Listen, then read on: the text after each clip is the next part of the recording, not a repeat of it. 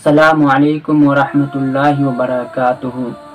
नहमदुहू व नुसल्ली अला रसूलिहिल करीम।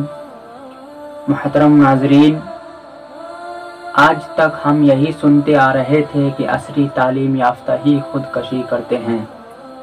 मदारिस इस्लामिया में से किसी हाफिज़ या आलिम के बारे में नहीं सुना था कि उसने हालात से मजबूर होकर खुदकशी की तरफ कदम उठाया हो।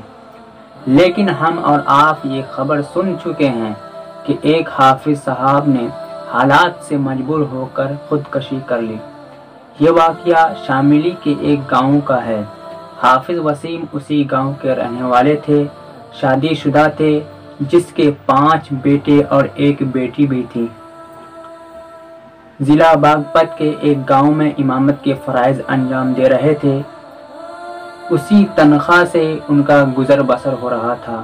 लॉकडाउन के दौरान वहां के मुंतज़मीन ने इमाम साहब को यह कहकर माजूल कर दिया कि आपको देने के लिए हमारे पास तनख्वाह नहीं है, इसलिए आपको इमामत से माजूल किया जाता है।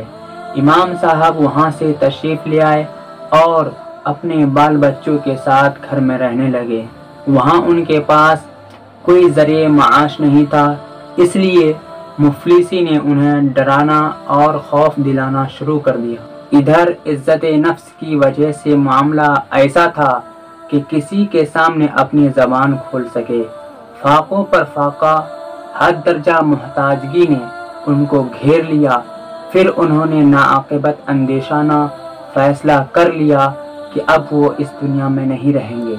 ये वाक़या हद से ज़्यादा अफसोस और अलमनाक है कि मस्जिद के ज़िम्मेदारों ने मस्जिद से निकाल दिया और पलट कर भी नहीं देखा।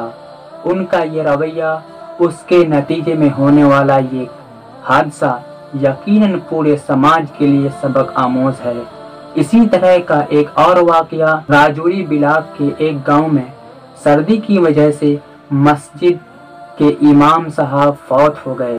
इंतहाई अफसोस, गांव वाले अपने इमाम के लिए सर्दी का इंतज़ाम भी नहीं कर सके।